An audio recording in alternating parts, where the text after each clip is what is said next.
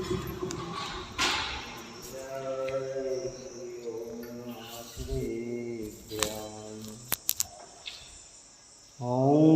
जय जय जय नमस्तु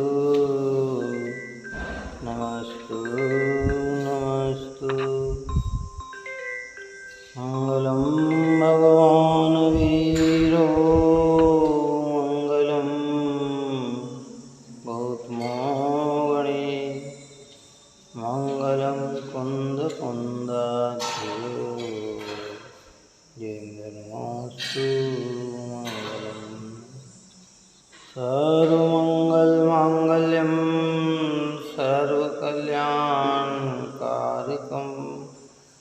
ध्यानं सर्वधर्माणां जैनं जयतु शासनं जैनं जयतु शासनं जैनं जयतु शासनं।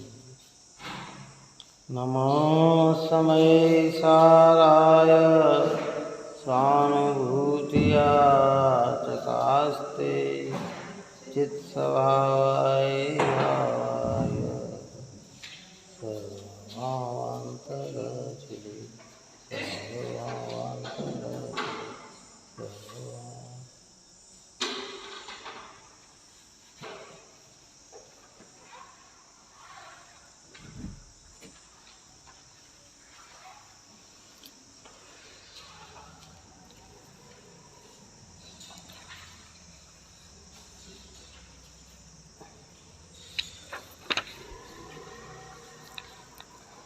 कल सपना 172 पूर्ण हुआ।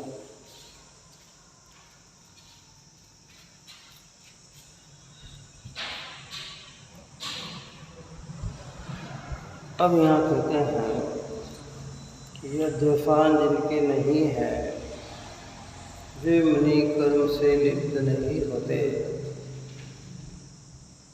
यह गाथा के द्वारा कहते हैं। गाथा 270 नंबर की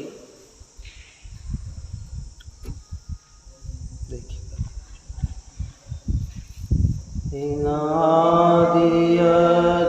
अध्यवसान विध विध वर्तते नहीं जिनहि को शुभ शुभ कर्म अनेक से मुनिराज वे नहीं लिप्त हो। किन आदि अध्यसान विध विध वर्तते नहीं जिन्हें को। जो ऊपर में जिन अध्यसानों की हमने कथा चर्चा की है वे अध्यसान 3 रूप से कहे गए हैं। जिनको 60 शब्दों में कहा जाए तो मिथ्या दर्शन, अज्ञान और मिथ्या चारित्र है।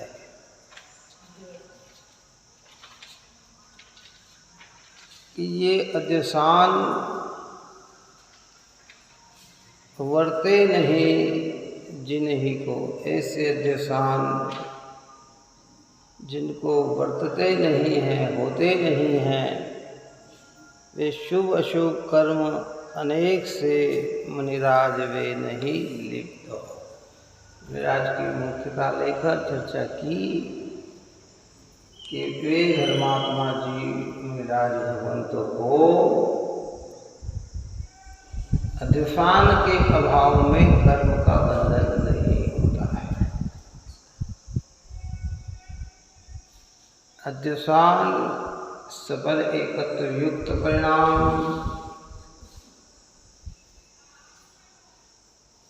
परद्रव्य और आत्मा में एकता का नाम, स्वामित्व का नाम, कर्ता का नाम, भोक्ता का नाम, ये सब अध्यसान। पर्याय में मूर्ता का नाम अध्यसान, जो 4 गति 84 लाख योनि की चर्चा की। ये मैं हूँ, ये मेरे हैं, मारता हूँ, बचाता हूँ, सुखी करता हूँ, दुखी करता हूँ, अन्य मुझे मारता, अन्य मुझे बचाता, अन्य मुझे सुखी करता, अन्य मुझे दुखी करता। ये सारे परिणाम धर्म आकाश काल उद्गल और अनंत जीव में और ये मेरे, ये सब अध्यवसान अनंत कर्म बंधना को बांधते हैं। और जिनको ये अध्यवसान नहीं है, ऐसे मुनिराज कर्म बंधन से लिप्त नहीं होते, अर्थात उन्हें कर्म बंधन नहीं होता। कल अपन ने मुनिराज की चर्चा की थी कि निश्चय सहित मूलगुण का जो पालन करते हैं, अंदर में शुद्धोपयुक्त शुद्ध आत्मा की वेदनता और बहिरंग में पूरे मूल गुण 28, जिसमें 5 महाव्रत, 5 समितियाँ, पंचेंद्रिय विषयों के विजेता, 6 आवश्यक, 7 शेष गुण, ऐसे 28 मूल गुणों की जो साधना में रत है, जिनका अभिप्राय एक चैतन्य को ही अपना मानता है, किसी अन्य को अपना नहीं मानता है, ऐसे मुनिराज कर्म बंध से रहित है। उन्हें कर्म का बंध नहीं होता। देखो, इसमें तो चर्चा की गाथा में तो ये लिखा है, शुभ अशुभ कर्म अनेक से, कितना है ना, अनेक प्रकार के शुभ शुभ कर्म। ये गाथा कंबाइंड गाथा है, क्योंकि मुनिराज के तो अशुभ होता ही नहीं है, लेकिन सम्यक दृष्टि से लेके, वृत्ति से लेके मुनिराज तक की चर्चा में कहा, सम्यक दृष्टि के अशुभ से निवृत्ति दृष्टि की अपेक्षा होकर ज्ञायक में रहे और मुनिराज अपना पूरा उपयोग समेट कर अपने में ले जाए, तो कहते उन्हें किसी भी प्रकार का कर्म का बंधन नहीं होता। और इन भावों को संजोया शार्ट में कहा गया तो कहते मिथ्या दर्शन, अज्ञान और मिथ्याचार्य। अज्ञान कहो, मिथ्या ज्ञान कहो, मिथ्या दर्शन, मिथ्या ज्ञान, मिथ्याचारित, ये ही बंध के कारण है। संसार में भ्रमण का कारण क्या? यही तो है। छेड़ालाकार ने लिखा ना, ऐसे मिथ्या दृढ़ ज्ञान चरणवश जीव भ्रमत भरत दुख जन्म मरण, ताते इनको तजिए सुजान, सुन तिन संक्षेप कहूँ बखान। ये जो पहली डाल के अंदर काय का वर्णन किया कि 4 गति के दुखों का वर्णन किया, तो 4 गति में जो इतनी पीड़ा ये जो भोग रहा है, तो उसका कारण दूसरी ढाल की पारंपरिकता में ही दिया कि तू क्यों भटका है 4 गति 84 लाख योनियों में, तू क्यों पशु बना, तू क्यों नारकी बना, क्यों देव बना, क्यों मनुष्य में हल्की जात पीड़ित दुखी हो, क्यों हुआ? तो कि ऐसे मिथ्या दृढ़ ज्ञान चरणवश, ऐसे मिथ्या दर्शन, मिथ्या ज्ञान और मिथ्या चारित्र के वशीभूत होकर भ्रमत भरत दुख जन्म मरण, कि भ्रमत भरत, भ्रमत यानी भ्रमता हुआ, भरत यानी भोगता हुआ। क्या भोगता और क्या? कि जन्म मरण के दुख को भोगता हुआ। संसार में क्या है, आप और हम तो बहुत सौभाग्यशाली हैं कि मनुष्य जीवन में इतनी आयु लेके बैठे हैं कि हमने 50, 60 साल, 70 साल निकाल दिए। नहीं तो इधर जन्म इधर मरण, इधर जन्म इधर मरण है। सुबह जन्म शाम को मरण, सुबह जन्म शाम को मरण, पल पल पशुओं की तो दशा क्या है बताओ है? क्यों? और जन्म मरण में कोई आनंद तो आता नहीं, कि कोई सुख तो मिलता नहीं। जन्म में भी कितना दुख है और मरण में भी कितना दुख है, वो भगवान के ज्ञान में है। तो कहते भ्रमत भरत दुख जन्म मरण, ताते इनको तजिए सुजान। ताते यानी इसलिए, इनको यानी मिथ्या दर्शन, मिथ्या ज्ञान और मिथ्या चारित्र को तजिए छोड़िए, सुजान यानी भली भांति समझकर, सुन तीन संक्षेप कहूँ गान, कि सुनो संक्षेप में इन तीनों का बखान किया जाता है, जिसको दूसरी ढाल में मिथ्या दर्शन, मिथ्या ज्ञान और मिथ्या चारित्र का निरूपण करके जीव को उन भावों से हटाया। यहाँ ये कह रहे हैं कि ये आदि, यहाँ शब्दों में डाला इन आदि अध्यवसान।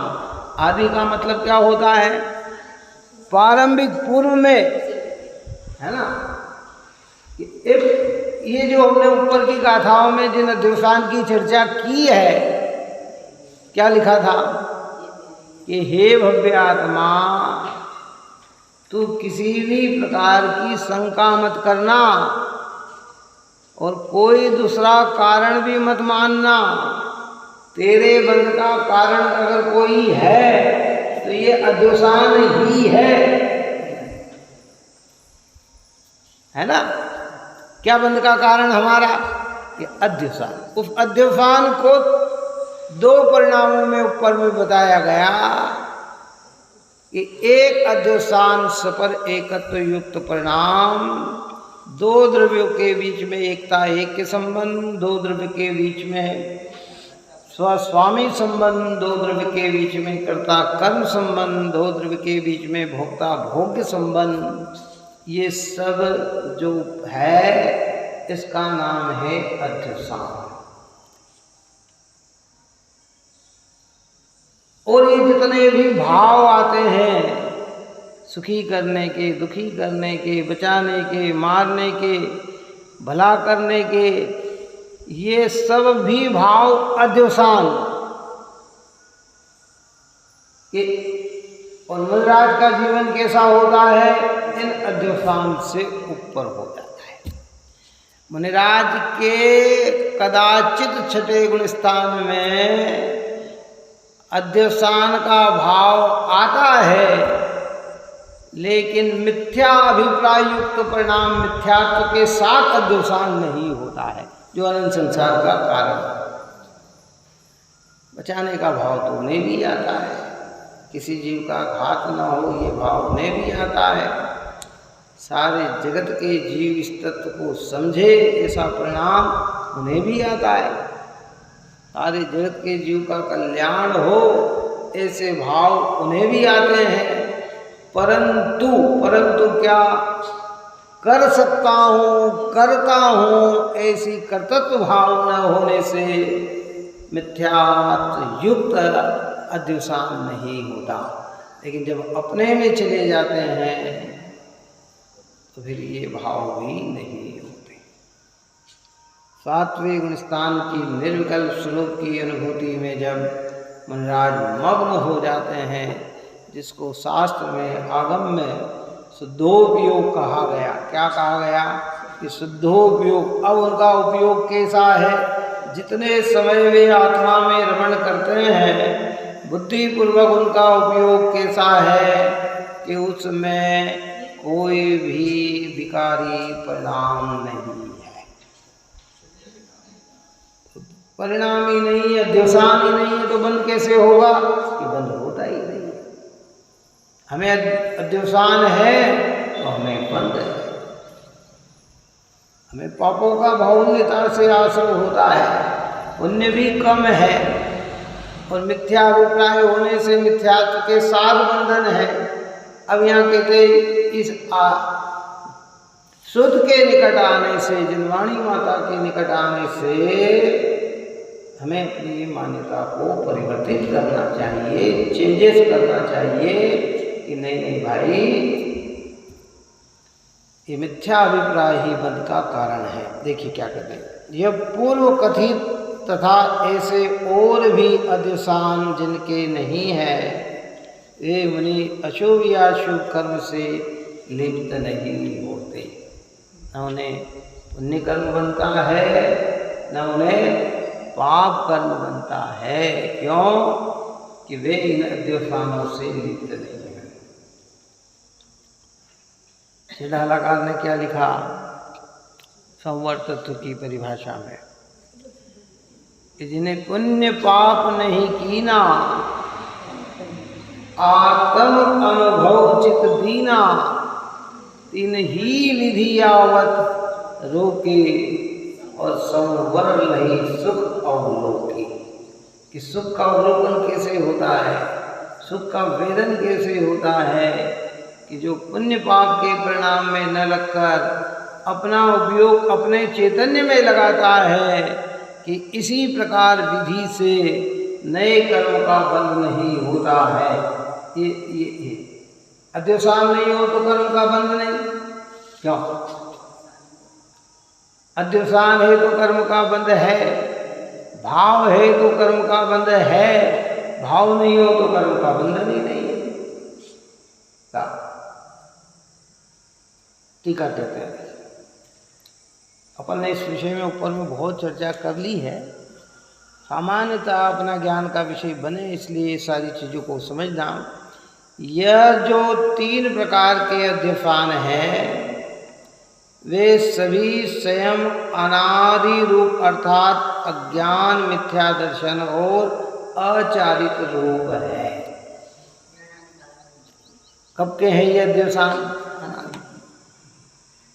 जब से जीवे तब से ही अध्यवसान में पड़ा हुआ है।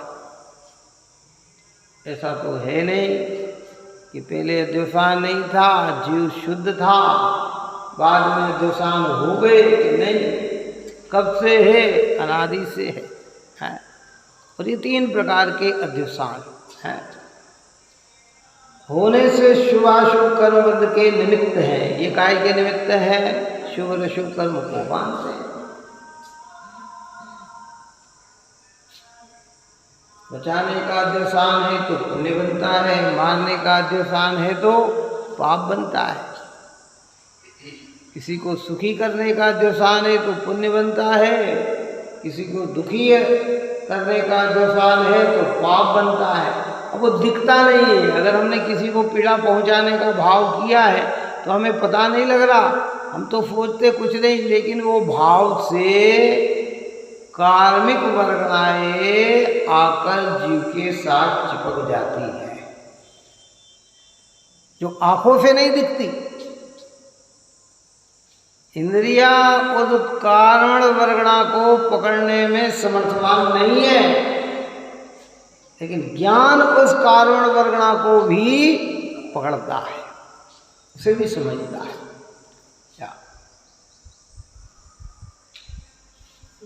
इसे विशेष समझाते हैं कि मैं परजीवों को मारता हूँ इत्यादि जो ये अध्यवसान है, उस अध्यवसान वाले जीव को ज्ञानमय पने के सद्भाव से सतरूप अहेतु ज्ञप्ति जिसकी ये क्रिया है, ऐसे आत्मा का हो राग देश के उदय रूप ऐसी हनन आदि क्रिया का विशेष नहीं जानने के कारण भिन्न आत्मा का ज्ञान होने से वह अध्यवसान प्रथम तो अज्ञान है। शब्द थोड़े कठिन है, लेकिन समझने पे समझ में आएंगे। क्या कहा? तो बहुत गंभीरता सुनना, बहुत अच्छी बात कहना चाहते हैं। इन विशेष समझाते हैं।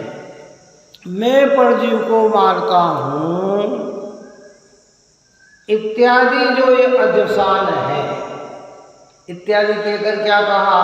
जो ऊपर की गाथा में हम चर्चा करके आए, 247 गाथा से लेके 257 गाथा तक जो हमने चर्चा की, और फिर आगे की गाथाओं से लेकर जो चर्चा करते आए कि जहाँ ये कहा जाता है कि मैं पर को मारता हूँ इत्यादि में, मैं पर को बचाता हूँ, मैं पर को सुखी करता हूँ, मैं पर को दुखी करता हूँ, पर मुझे मारते हैं, पर मुझे बचाते हैं, पर मुझे सुखी करते हैं, पर मुझे दुखी करते हैं, ये सारे भाव इत्यादि में क्या आ गया?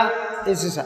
और इस प्रसंग से बहुत सारे भाव जो भी चर्चा आती है ना, कि इत्यादि जो अध्यफान है, उस अध्यफान वाले जीव को ज्ञानमय पने के सद्भाव से सतरूप अहेतुक ज्ञप्ति ही जिसकी एक क्रिया है, ऐसे आत्मा का और राग देश के उदय रूप ऐसी हनन आदि क्रिया का विशेष नहीं जानने के कारण भिन्न आत्मा का अज्ञान होने से वह अध्यवसान प्रथम तो अज्ञान है। कि यह अध्यवसान कैसा है? अज्ञान। क्योंकि इसमें ज्ञान रूप आत्मा और ये भाव जो है, ये अध्यवसान जो है, ये भिन्न भिन्न है, लेकिन इनमें भिन्नता की जानकारी न होने से यह प्रथम तो अज्ञान रूप है। सतरूप, अहेतुक और ज्ञप्ति रूप। सतरूप का अर्थ क्या? देखो नीचे लिखा है, सत्ता स्वरूप, अस्तित्व स्वरूप। सत यानी क्या? सत्तावान। आत्मा कैसा है? सत्तावान पदार्थ है। अहेतुक है, किसी की हेतु की आवश्यकता नहीं है आत्मा के लिए। आत्मा चैतन्य स्वभाव है। किस कारण चैतन्य स्वभाव है? बोलो, कौन सा हेतु लगाएं? हेतु ये ना कारण। कौन सा कारण लगाएं कि आत्मा ज्ञान स्वरूप समझ में आए? क्या आत्मा तो ज्ञान स्वरूप स्वभाव से है, उसमें किसी हेतु की जरूरत नहीं है। और ज्ञप्ति रूप, जानने रूप इसकी क्रिया है। किसकी क्रिया है? कब कब कब जानते हैं? अनादि से तो जानते, अभी कब कब जानते हैं बताओ? है नहीं भाव, हम तो मंदिर में आते तब जानते हैं, क्या ये चर्चा करते हैं तब जानते हैं। अरे प्रति समय सोए हुए भी हम जानते हैं। मैं सोया हूँ ये किसको जानकारी है? चलो बताओ। मैं सोया हुआ हूँ ये भी जानकारी है कि नहीं? और सोए हुए के अंदर अगर हमने एसी चलाए और ठंड लग रही है तो खटका बंद करे या ना करे, पर ठंडक का अनुभव होता है कि नहीं? गर्मी लग रही तो गर्मी की, तो जानना तो ये प्रतिपल करता है। ऐसा कोई समय नहीं है कि जब ये ज्ञप्ति रूप, ये जानने रूप परिणमित नहीं हो आत्मा।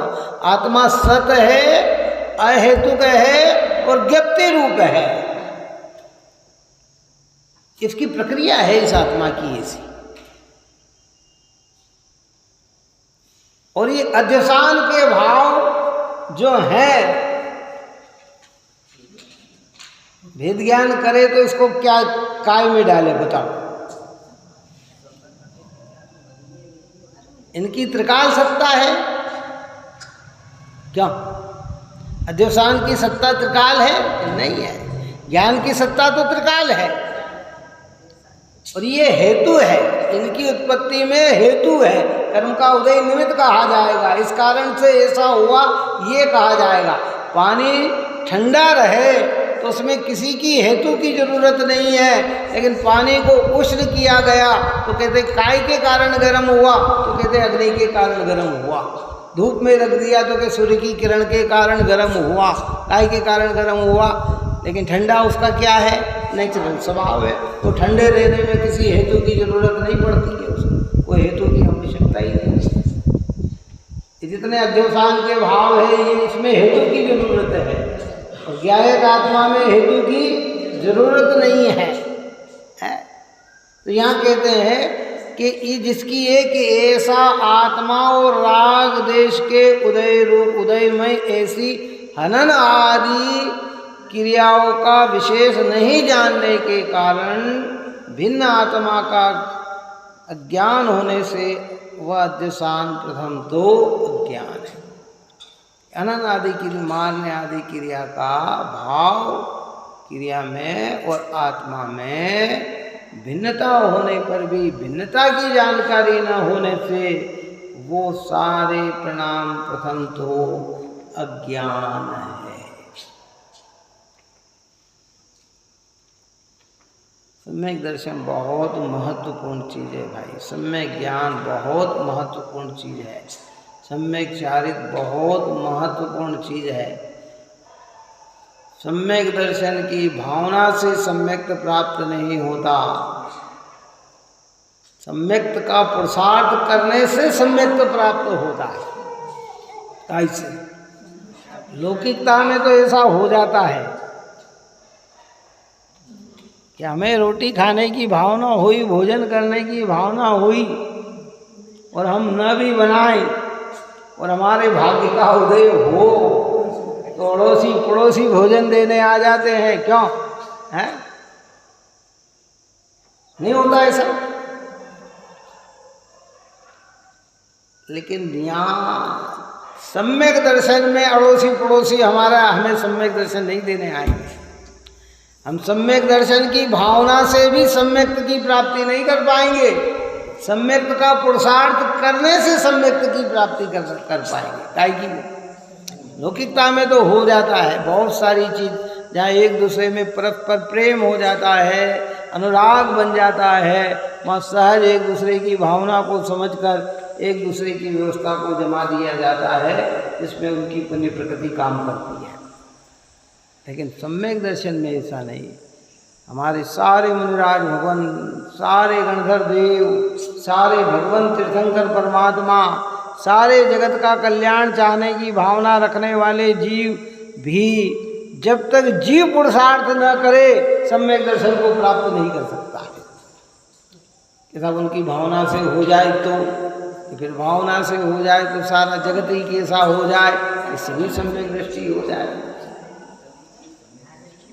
देखो हम और आप बहुत गंभीरता से लेना, हम तो मोही जीव हैं, रागी जीव हैं। क्षण क्षण में परिणाम हमारे चेंज होते हैं, बदलते हैं। जिस व्यक्ति का 10 मिनट पहले अच्छा सोच रहे हैं, 10 मिनट बाद ही उसका बुरा सोचने लग जाते हैं। किसका बात आ रही है समझ में? 10 मिनट के अंदर ही परिणाम इतने चेंज हो जाते हैं। जिनका अच्छा विचार कर रहे हो उनके प्रति गलत विचार आके खड़ा हो जाता है। लेकिन भावात्मक पने से अगर सच्चे हृदय से भी सबका हित चाहते हो तो भी सबका हित संभव नहीं है। व्यवस्थित व्यवस्था तो ऐसी है। अपन अपने जीवन को देखें ना तो बहुत सारे क्षण क्षण में बदलाव दृष्टांत दिखेंगे। मंदिर में बैठे कुछ भाव, थोड़ी देर बाद कुछ भाव। जो अपन ने ऊपर में 74 विगाथा में इसकी चर्चा कर लीजिए। आश्रव भाव कैसे हैं, बोलो 6 बोलो। हाँ, पारम से चले। ये भाव कैसे निबद्ध भाव है, ये भाव कैसे अध्रुव भाव है, ये भाव कैसे हैं अनित्य भाव हैं, ये भाव कैसे हैं असरण भाव हैं, ये भाव कैसे हैं दुख रूप भाव हैं, ये भाव कैसे हैं जिसका फल भी दुख रूप ही है। ये दफान तो ऐसे हैं क्षण मात्र में बदलने वाले, क्षण क्षण में बदलने वाले। क्या करें? वस्तु व्यवस्था है। परिणामों को अगर आप और हम निरखेंगे तो हमारे अंदर सब प्रैक्टिकल में पकड़ में आते हैं। लेकिन हम इतना तेजी से बहाव में भेज जाते हैं कि अपनी परिणति की ओर हम ध्यान नहीं देते। हमें भावान है, हम सोचते अरे भाई हाँ भैया सबका कल्याण होना चाहिए, सबका कल्याण होना चाहिए, सबका कल्याण। और जरा सा पता लग जाए कि इसने तुम्हारी बुराई करी थी, बस इतने में परिणाम उसके प्रति खोटे हो। कितना अभी कह रहा था सबके कल्याण होना था और अभी कहा कह रहे साहब इसने आपका उनके सामने बुराई करी थी, एक क्षण मात्र में उसके प्रति परिणाम हमारे चेंज हो गए। यहाँ तो सबका कल्याण की भावना सोच रहा था और परिणाम ये हो गए। और किसी ने कहा कि नहीं साहब उनका हित नहीं होना। बोले साहब वो बाजार में आपके बारे में बहुत अच्छा बोलते हैं, बहुत अच्छी बात करते हैं। ऐसा क्या? अरे फिर तो उसका भी कल्याण होना। हाँ तो ये बात तो यहाँ समझाना चाहते हैं। समझाने का मतलब ये है आत्मा सतरूप है, अहेतुक है और ज्ञप्ति रूप है। कैसा? ये ऐसा कब किस समय निरंतर जानन जानन जानन जानन जानन जानन जानन ऐसा एक समय नहीं है आत्मा के अंदर जिस समय ये जान नहीं रहा हो। अभी आप हम बैठे, अभी भी जानने का काम हमारा चालू है, बंद नहीं है। जानने को जानने की खबर नहीं है, ये बात अलग है, लेकिन जानने का कार्य तो हमारा निरंतर चल रहा है, निरंतर चल रहा है। जान एक ज्ञप्ति ज्ञेय के साथ मिलकर अपनी ज्ञप्तिपने को भूल जाती है, ये इसकी मूर्खता है, लेकिन कार्य तो इसका निरंतर चल रहा है? इसलिए अज्ञान है। भिन्न आत्मा का दर्शन अश्रद्धान होने से वह दिवसान मिथ्या दर्शन है कि भाई ऐसा ये भिन्न आत्मा का अदर्शन। अदर्शन का मतलब क्या? जब मोक्ष मार्ग में दर्शन की बात चलती है तो वहाँ श्रद्धा से लिया जाता है, और सामान्य में जब दर्शन की बात चलती है तो वहाँ देखने से लिया जाता है। अब यहाँ मोक्ष मार्ग का प्रकरण है ना, इसलिए अदर्शन का अर्थ सच्चा श्रद्धान नहीं हो पाना। बात समझ में आई ना? अभी हम कह रहे हैं यहाँ मंदिर में आए और जब भगवान की बात करेंगे कि मैंने भगवान के दर्शन किए, तो मतलब मैंने भगवान को देखा। ये यहाँ दर्शन का अर्थ क्या लेना? देखना, सामान्य अवलोकन है। लेकिन जब मोक्ष मार्ग में दर्शन की बात चलती है कि सम्यक दर्शन मोक्ष का प्रथम सोपान है, तो वहाँ सम्यक दर्शन का अर्थ सच्ची श्रद्धा, सच्चा विश्वास, वही मोक्ष का कारण है, दूसरा मोक्ष का कारण नहीं है? हाँ, वो अदर्शन परिसर जो है ना, उसमें मिथ्यात्व वाला नहीं, वो देखने संबंधी है, वो देखने संबंधी। जो 24 परिसर में जो अदर्शन परिसर है ना, वो देखने संबंधी है। मोक्ष मार्ग की जब प्रक्रिया चलती है तो उसमें दर्शन का अर्थ है श्रद्धा, विश्वास, प्रतीति, दृढ़ता। आपकी कैसी है, आपका विश्वास कैसा है, आपकी प्रतीति कैसी है, वो विषय बनता है वहाँ पर। और एक सामान्य का विषय है, जितना सामान्य का विषय क्या, इसलिए वह मिथ्या दर्शन है। और भिन्न आत्मा का अनाचरण होने से वह दिवसान अचारित्र है। भिन्न आत्मा का, अब आत्मा का आचरण नहीं, मिथ्या चारित्र में आत्मा का आत्मरूप आचरण नहीं होता। कैसा? सम्यक चारित्र में तो आत्मा का कैसा होता है? आत्मरूप रमण होता है। आप रूप में लीन रहे थे सम्यक चारित्र सोही है। जब उपयोग में ठहर जाए और रमन करने लग जाता है तो धन्य है वे मुनिराज भगवान कि उन्हें सम्यक चारित्र की उपलब्धि हो जाती है। सम्यक दृष्टि को भी सम्यक चारित्र होता है, लेकिन वह इतना स्थूल नहीं है कि सबको दिखाई दे। लेकिन मुनिराज का चारित्र ऐसा होता है जो अन्य को दिखाई देता है।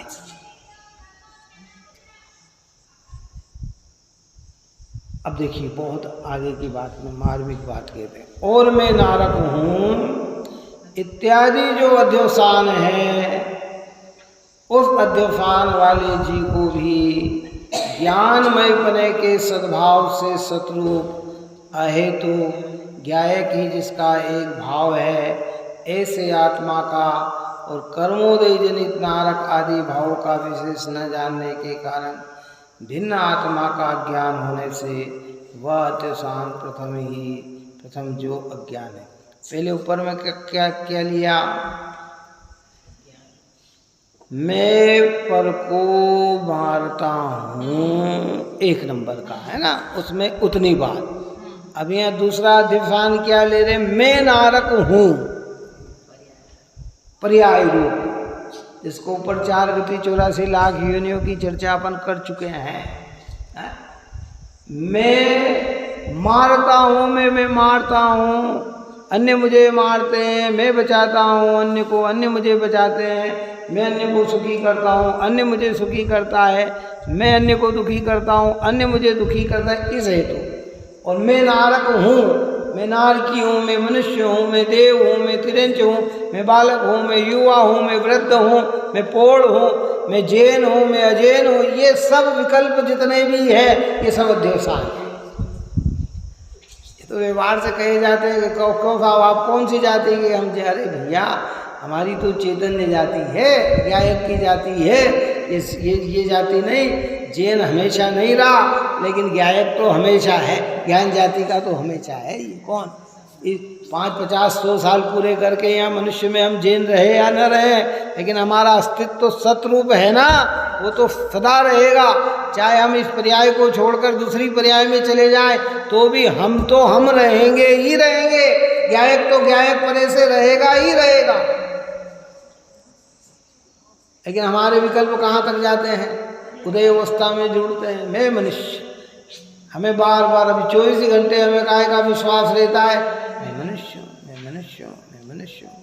अभी मर कर हम तिरंज बन जाए, पशु बन जाए तो भाषा नहीं मिलेगी बोलने को, लेकिन श्रद्धान हमारा वहाँ कैसा रहेगा? मैं पशु हूँ, मैं पशु हूँ, मैं पशु हूँ। क्यों रहता है कि नहीं रहता उसको श्रद्धान?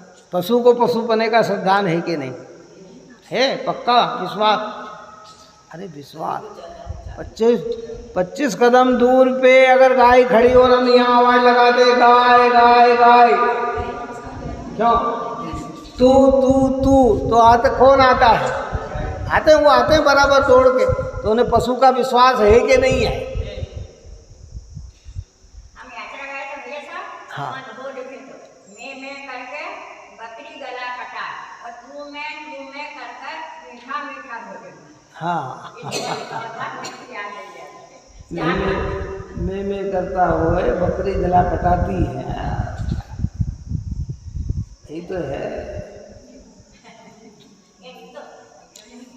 भजन में आता ना, जिसने अपने को नहीं जाना पर को अपना माना, मैं करता चला आ रहा, दुख ही पर दुख ठाना। दया आत्म पर करो सभी, अतीन्द्रिय सुख को पाता। सम्यक दृष्टि भर भर पीवे, मिथ्या दृष्टि प्यासा है। जिसने अपने को नहीं जाना, ज्ञप्ति क्रिया को नहीं जाना, जाननहार को नहीं जाना, तो जगत में सब में मैं करता रहे तो दुख ही दुख पाएगा, आनंद आने वाला नहीं है। जिसने अपने को नहीं जाना पर को अपना माना, पर यानी क्या? ये 3 बार जो ऊपर में कहा कह रहे भाई, ये शरीर मेरा, इंद्री मेरी, मन मेरी, वाणी मेरी, ये धन रुपया पैसा मकान मेरा, ये दुकान बाग बगीचे मेरे, स्त्री पुत्र आदि मेरे, ये सब में है। 46 शक्तियों की चर्चा में, जब प्रभुत्व शक्ति की चर्चा में सुमत जी ने भजन गाया ना, गुरुदेव श्री कहते कि मैं अरे भाई तो मेमनी के पेट में चला जाएगा, बकरी के पेट में चला जाएगा। आज का तो मनुष्य है और मैं के परिणाम से तो तेरा जन्म कहाँ हो जाएगा कि बकरी के पेट में जन्म हो जाएगा तेरा। इसलिए इसकी आखिरी लाइन में कि दया आत्म पर करो सभी, अतीन्द्रिय सुख को पाता। निश्चय और व्यवहार दोनों अर्थ निकलते हैं इसके। पहली दया करो आत्म पर, अपने आत्मा पर, इस मिथ्या भाव से आत्मा को बचाओ, इस अध्यवसान के भाव से आत्मा को बचाओ कि तुमने अगर अपने को ये किया है तो अतीन्द्रिय सुख को पाता। अतीन्द्रिय सुख यानी इंद्रियातीत, जैसे सिद्ध भगवान सुख भोग रहे हैं ऐसे सुख को तू प्राप्त कर लेगा। और व्यवहार अर्थ निकलता है कि जगत की प्रत्येक आत्मा पे दया का परिणाम रखो। दया आत्म पर करो सभी आत्मा के प्रति दया का भाव रखो। प्रत्येक आत्मा सुखमय जीवन जिए, आनंदमय जीवन जिए, किसी को पीड़ा ना हो, किसी को तकलीफ ना हो, कोई भूखा न रहे, कोई प्यासा न रहे, किसी को किसी प्रकार की कोई कष्टता न आए, ऐसे भाव है।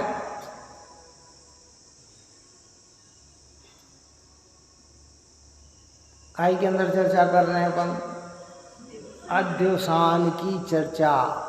ये 3 प्रकार के अध्यवसान, मिथ्या दर्शन, मिथ्या ज्ञान और मिथ्या चारित्र रूप है, जो बंधन स्वरूप है। धन्य है वे मुनिराज हम जिन्हें नमो आर्याणम, नमो वज्जायाणम, नमो लोए सवसावणम केकर अर्घ समर्पित करते हैं, वे मुनिराज ऐसे होते हैं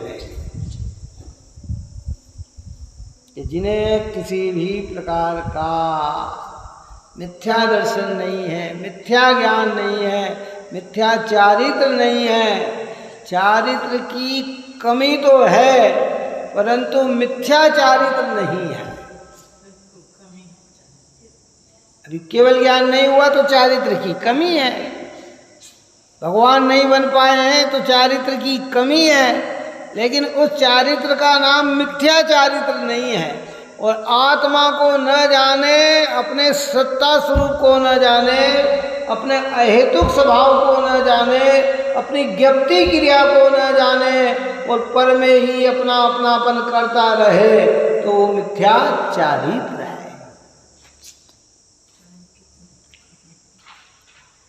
समझने की बात है, जीवन बिगाड़ना नहीं भाई। देखो खाना पीना, आदान प्रदान, गुरुदेव श्री तो कहते हैं ये तो सब हर जगत का जीव कर लेता है, इसमें कोई बहुत बड़ी बात थोड़ी है भाई। कोई मेहनत करके, पैसा करके भोजन का पेट भर लेता है, कोई मांग कर पेट भर लेता है, क्या है? कोई दुकानदारी चलाकर पेट भर लेता है, कोई नौकरी करके पेट भर लेता है। क्योंकि मनुष्य जीवन में आया है तो इतना पुण्य तो साथ में लेकर आया है ना। लेकिन यहाँ हमारा लक्ष्य अब इससे भी परे होने का है, बंधनों से छूटने का है। तो कहते हृदय को परिवर्तित करो। क्या लगे? और मिथ्या दर्शन, मिथ्या ज्ञान, मिथ्या चारित्र कहाँ है? कौन सी जगह में है? मिथ्या दर्शन, मिथ्या ज्ञान, मिथ्या चारित्र कहाँ है? बाहर है क्या? अरे बाहर नहीं है, यही है, आत्मा की परिणति में ही है। और सम्यक दर्शन, ज्ञान, चारित्र भी कहाँ होंगे?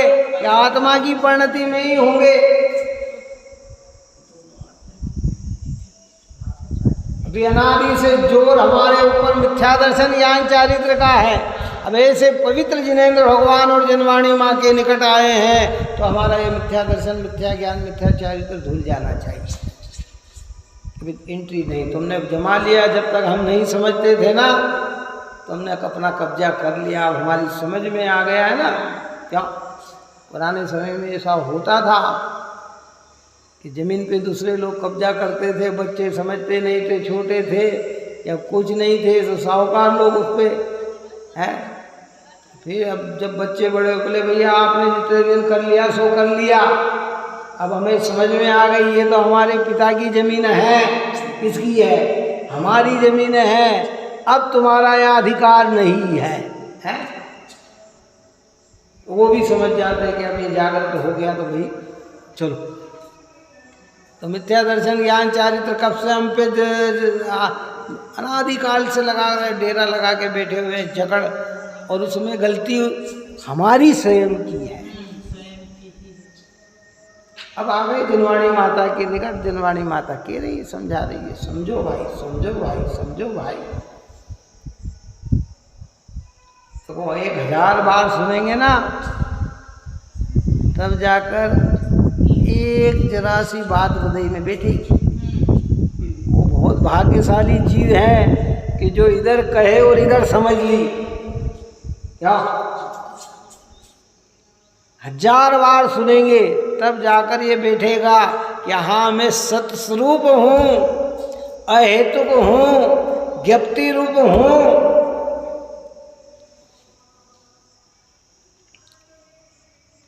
कौन सा दृष्टांत दिया था अपन ने इसके लिए? कौन सा दृष्टांत दिया था? बहुत सरल दृष्टांत दिया था। कैसे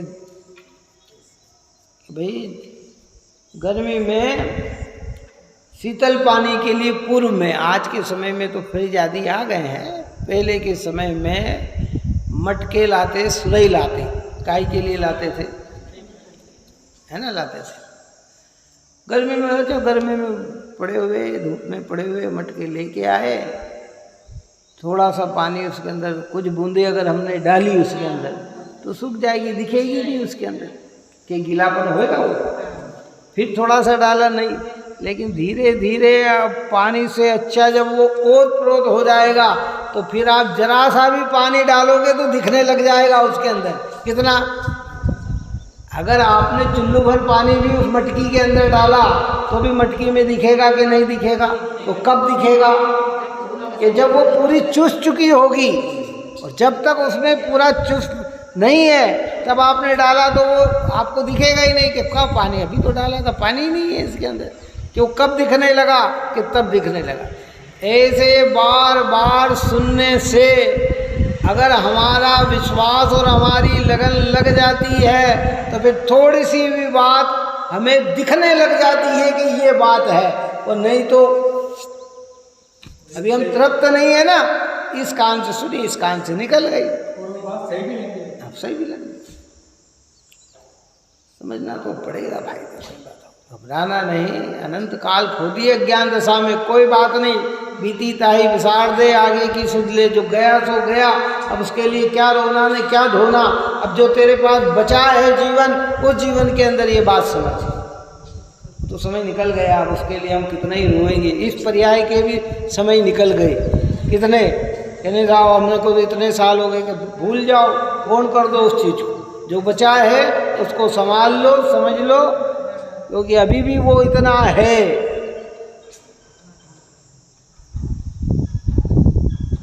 दृष्टांत दिया था ना, देखो कोई भाग्य से सब निकलते चले जा रहे हैं। क्या दृष्टांत दिया था? कि किसान था और जंगल में उसे हीरे की पोटली मिल गई, काय की पोटली मिल गई, उसने उसे कंचान समझ लिया, कांच समझ लिया, बच्चों को दे दिया गोटी खेलने, या खेती में पशुओं को गिलोल बना के उड़ाने में अपना उसको बिगाड़ दिए किसान। अब उसे पता ही नहीं कि ये इतना कीमती है। एक दिन उधर से जोहरी निकला उसके घर के आगे से, और एक कंचा, एक वो वहाँ पड़ा था, उसने कहा अरे इसकी डेली के अंदर हीरा पड़ा हुआ है। किसान ने पूछा कि भैया ये दोगे, मुझे दोगे कितने रुपए? तो उस समय में उसने कहा 50 रुपये। कितने रुपए? 50 कल्ला। तो किसान को दिमाग में आया कि ये जरा सी चीज़ के 50 रुपये क्यों दे रहा है? तो कहने 50 नहीं दूंगा। तो 500 में दोगे? तो 500 में नहीं दूंगा। कि 5000 में? तो अब वो रोना चालू कर दिया, उसने रोने लग गया, अरे अरे अरे अरे, एक कंचे की इतनी कीमत तो मैंने कितनी है कि भैया जो गया सो गया, ये एक भी तेरे जीवन को पूरा सुरक्षित कर सकता है, कितना कर सकता है। ऐसे आप और हमने अनंत जीवन व्यतीत कर दिए हैं। अब ये जिनवाणी बताती है तो हम रोने लग जाते हैं कि अरे अरे मैंने पूर्व में कैसा कर दिया, कहाँ कर, कि गया सो गया, भूल जा, तेरे पास जो समय है उसमें तू आत्मकल्याण कर ले। ये भी इतना बड़ा है कि इसकी भी कीमत आकी जा सकती नहीं है। मनुष्य जीवन का थोड़ा से भी समय चक्रवर्ती की संपदा से भी ज़्यादा बड़ा होता है। आत्मकल्याण के लिए इतनी कीमत की होती है। तो जो हमें समय मिला है उस समय में इस यथेष्टता को समझकर हमें इस मिथ्या अभिप्राय का त्याग करें। कौन से? अध्यसान, जिसे मिथ्या दर्शन, मिथ्या ज्ञान और मिथ्याचारित कहे हैं। मैं मारता हूँ, मैं बचाता हूँ, मैं नारकी हूँ, मैं मनुष्य हूँ। इन दो की चर्चा की, आगे और चर्चा अपन करेंगे। आप और हम सभी जीव को ये भली भांति ये बात समझ में आए और हमारे परिणाम निर्मल बने, यही मंगल भावना।